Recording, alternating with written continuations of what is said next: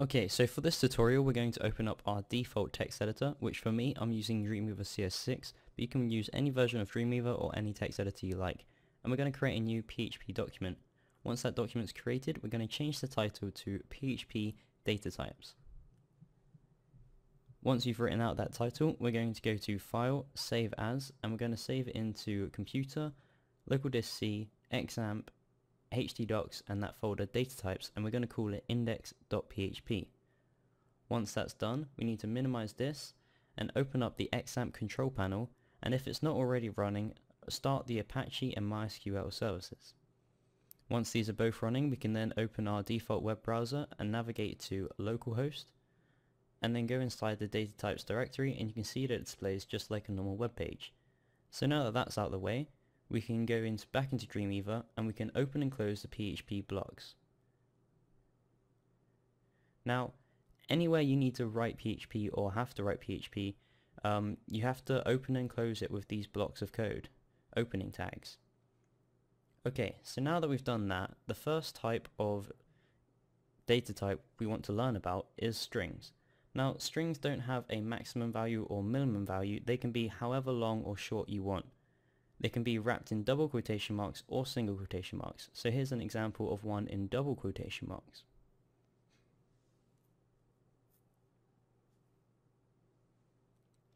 And here's an example of a string in single quotation marks.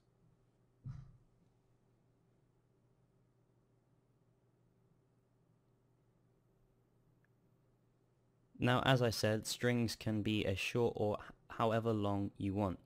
Now, the next data type we're going to learn about is integers. So an integer, you don't have to wrap in double or single quotation marks. You can just put in a value, for example 20, and close it off. And it can also go into minus numbers, so for example -2, and close it off. Now, integers do have a maximum limit and minimum limit, but it's so huge, and whenever it reaches that limit, it just gets converted into a double format anyway, which has larger values, and a fractional decimal can be placed in it. But we're going to go over that another time, because another data type is booleans. Now, this is really simple. This can either be true or false, like I'm typing out now.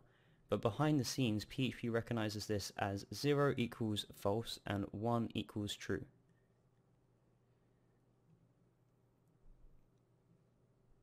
So after booleans, the next data type we need to learn about is arrays. But arrays can hold multiple values, and the problem is with arrays, they do go into quite advanced depth things, so we're going to have another tutorial all about arrays. And same about the objects as well, because objects is a data type too.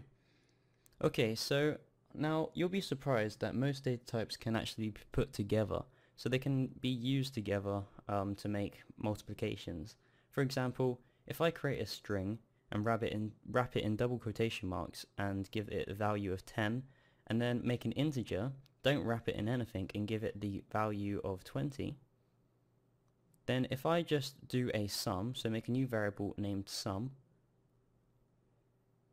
and then it's equal to string plus integer, once we print this out in the HTML, which we're going to do now, so we go down to the body and we open and close the PHP tags, and we write out print, open bracket, and then sum, close bracket, close it off, close off the PHP tag.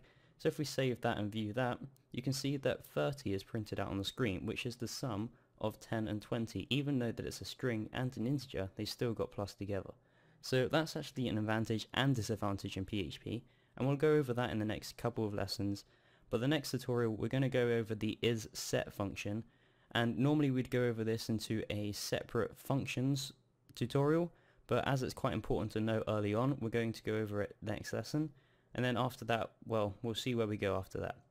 So thank you for watching this tutorial about data types. I hope you've enjoyed it. Stay tuned, don't forget to thumbs up for this video, and subscribe.